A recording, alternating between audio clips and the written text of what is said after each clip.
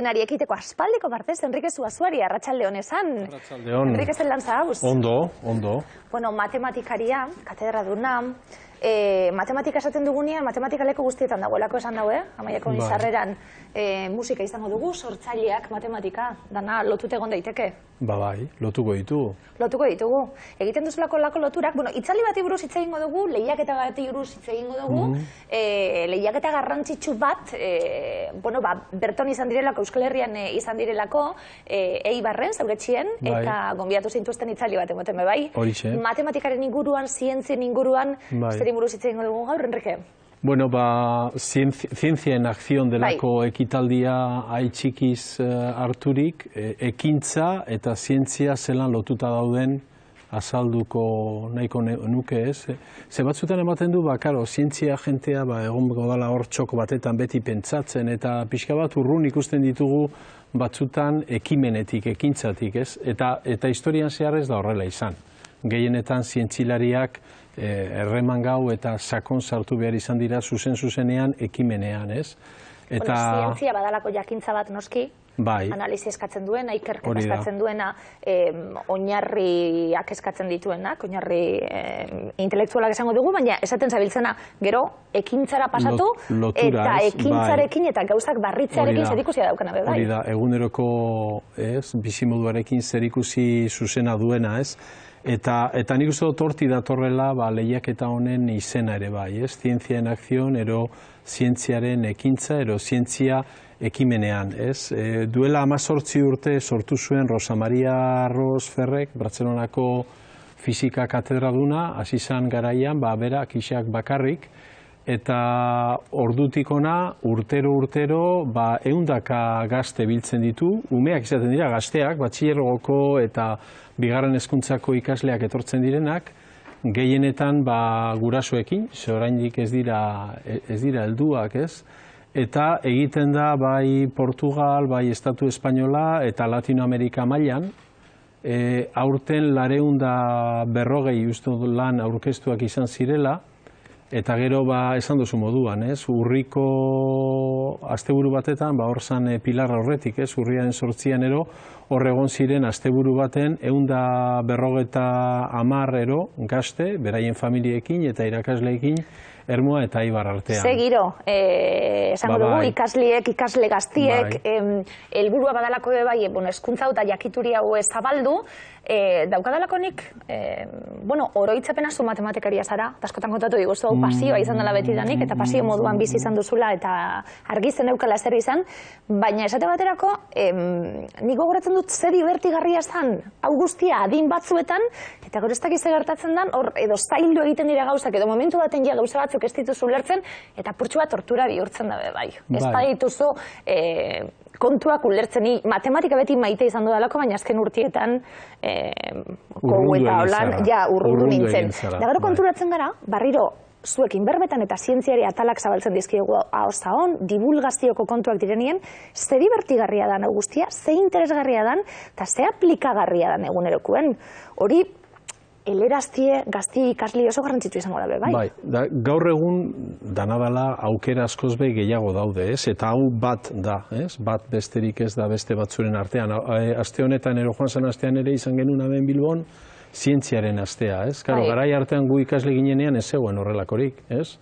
Matematika zen eskolako kontu bat, eta orduan tokatzen zitzaizun bezala, errestasuna bazenukan ondo, ero irakasle ona bazan primeran, da bestela aguanta, ez?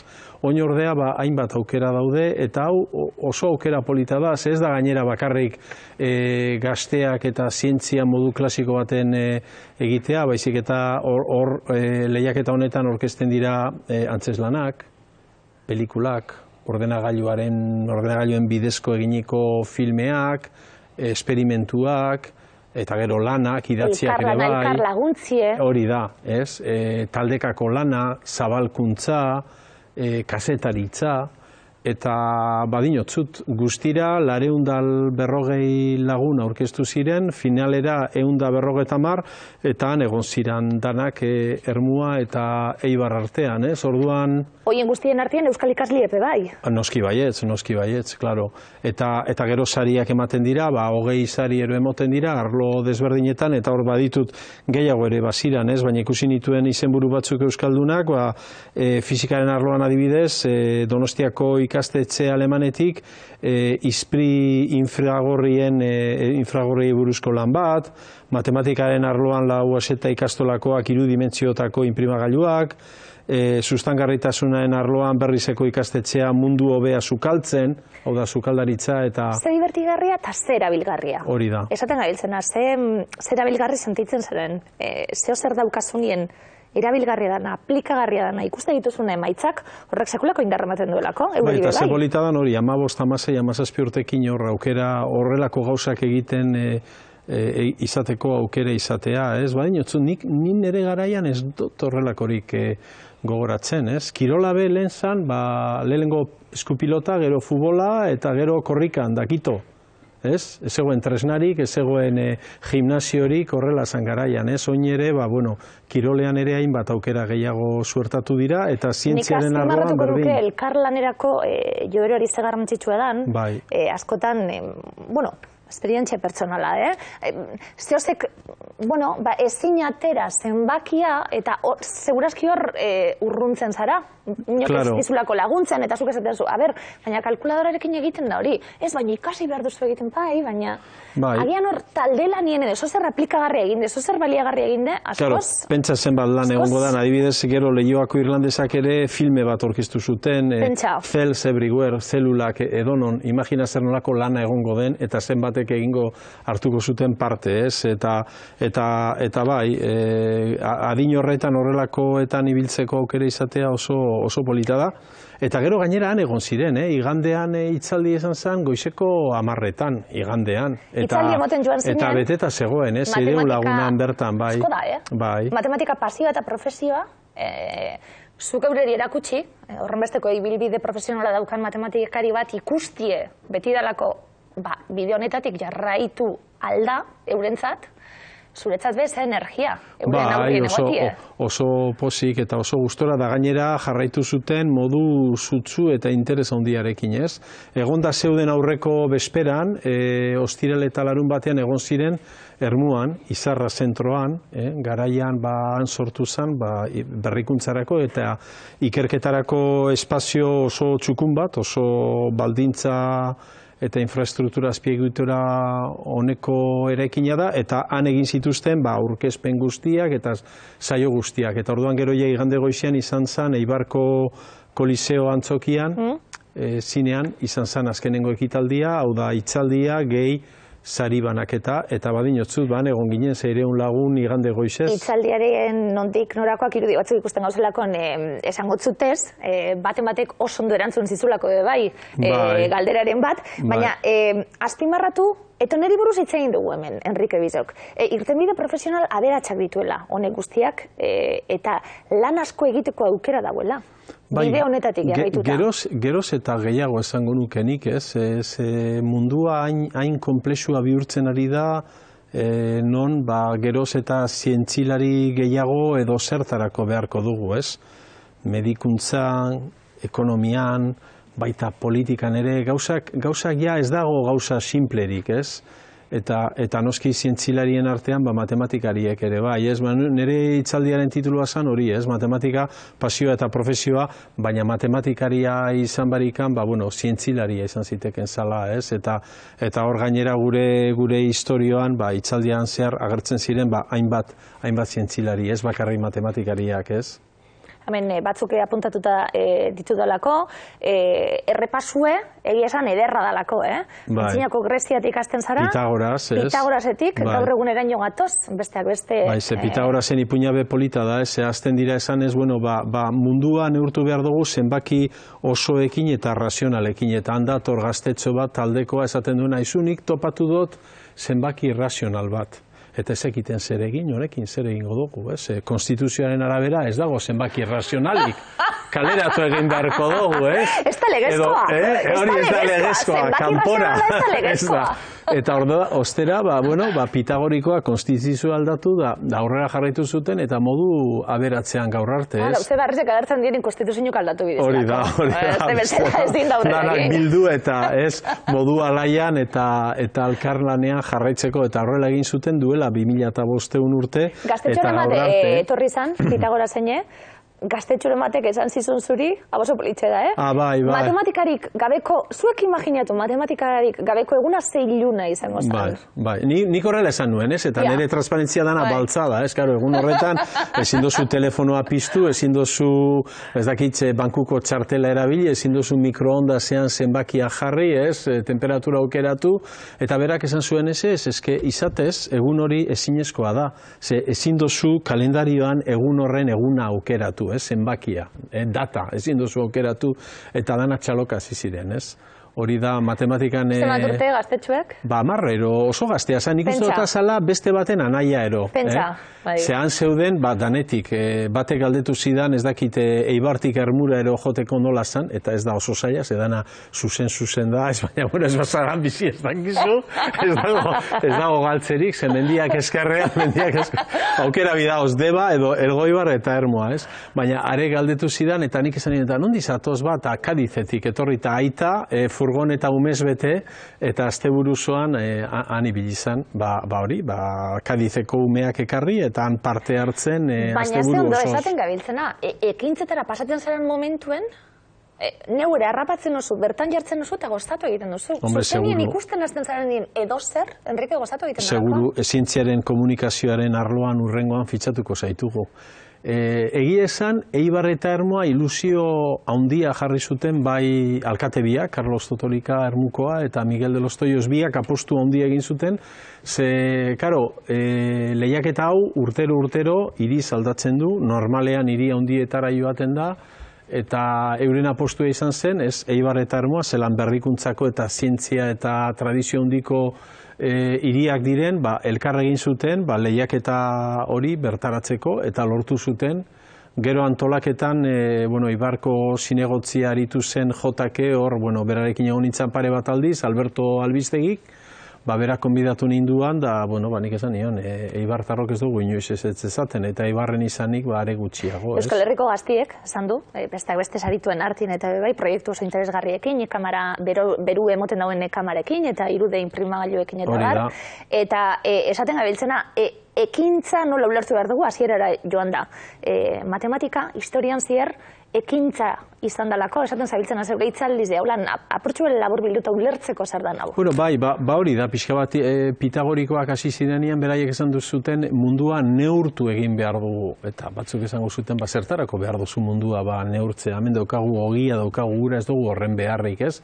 Eta ostera gaur arte heldu bagara da, hori eurak erronka hori hasi zuten, eta hor daukagu, adibidez penduluari esker, denbora neurtzen dugu, denbora neurtu ez bagenu, ezingo genuke bidaiatu, ezingo genuke gure bizitza antolatu, ez da telebista saioak ere egin, ze orain zenbat, 16 minutu 22 segundu, ez genuke jakingo noiz bukatu behar dugun, eta gero horregon zan iraultza aeronautika adibidez, bidaiatzen badugu, kotxeak, edo internet, edo komunikazioak.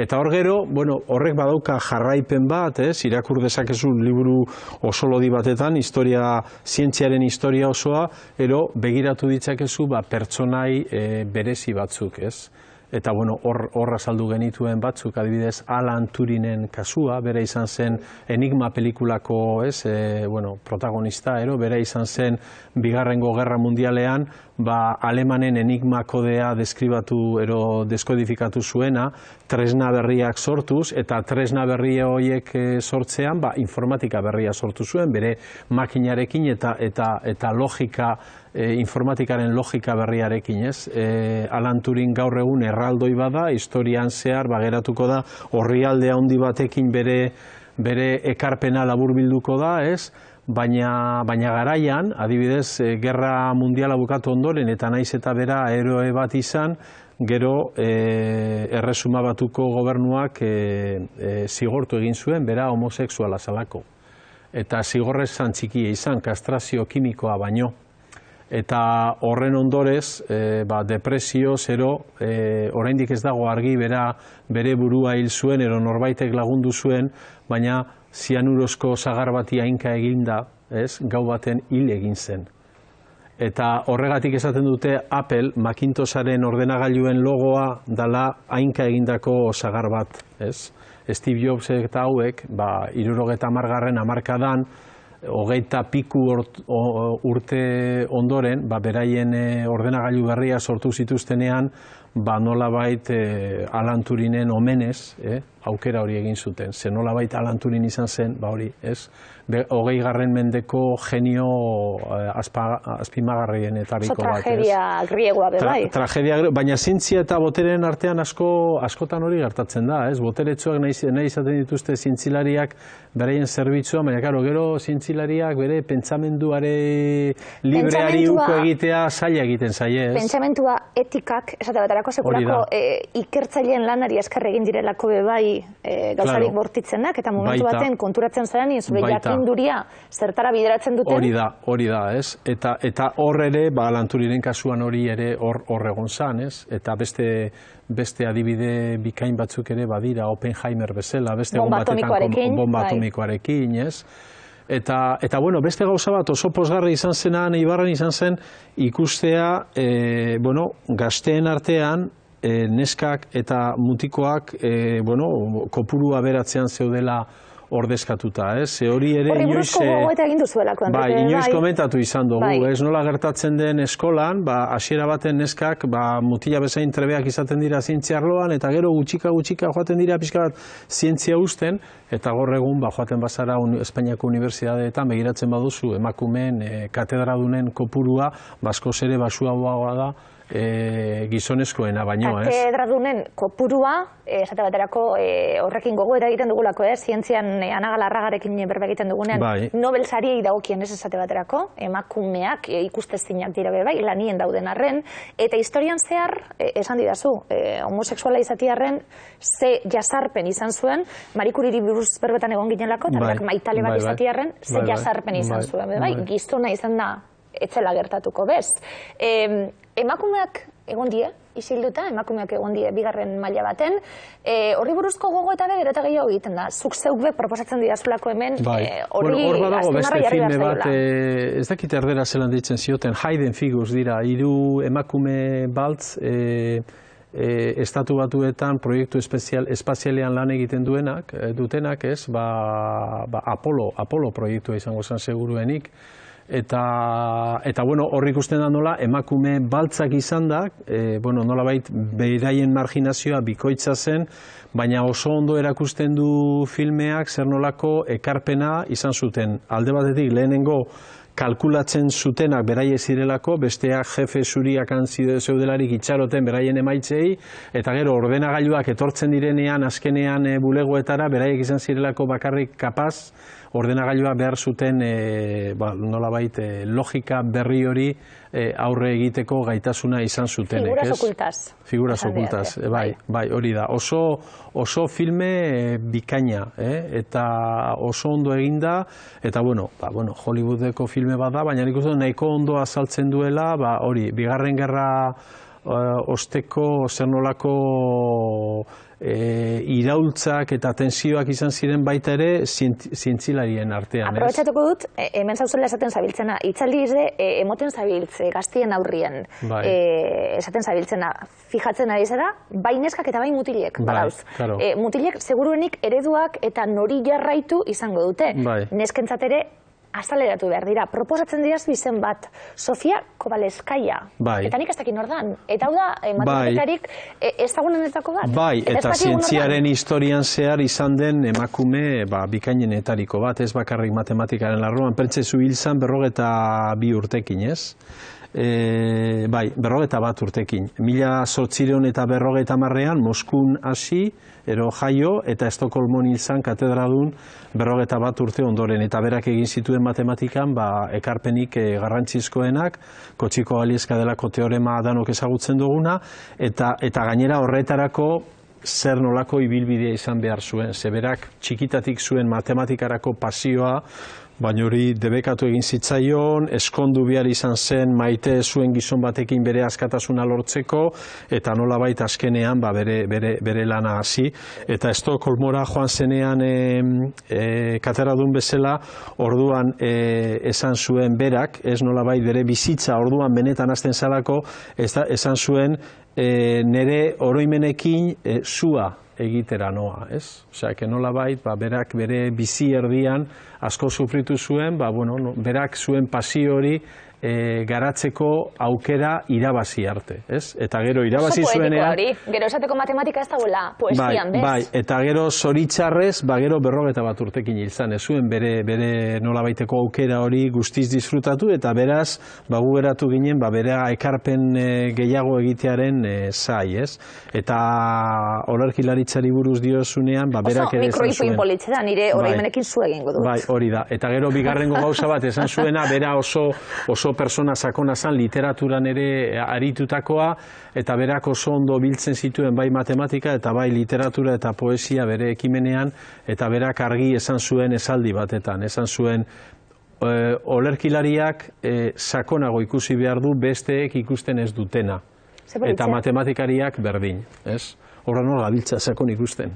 Zer hori? Bai, berak esan dakoa. Sakon ikusi behar du, eta gainera albada formula errez bategaz, eta ulergarriz asko sobeto. Hau ja, lenguaia unibertsala dalako. Hori da matematikaren esentzia, ez? Matematika eta sentimentuena. Oso unibertsala dalako hau dana. Danok oso ondo ulertzen duguna. Abenduan etorriko zara? Bai. Etxerantz, Gabonak etxean? Ez, hemen, bai, noski, abenduaren igual lehentsuago, ez, Gaboina balonen topatuko dugu, aukera bat, ez? Gabonak baino lehen etorri behar zara, tonelako kontu interesgarrize kontabiztazuz? Bai, kontatuko du, igual Oppenheimerrena, ero beste bat. Oppenheimerren oso interesgarria da? Ego lehentxeroren matematikak, edo topatuko dugu, ez? Gairen bat. Oppenheimer do lehentxeroren arteko zer bealdegin. Seguru lotura bat topatzen dugula. Seguro baiet. Enrique Zuezoa plazer bata, zatozen bakotxien. Neuriare, bai. Eta laster arte orduan. Laster arte, eskerrik asko. Zeuri.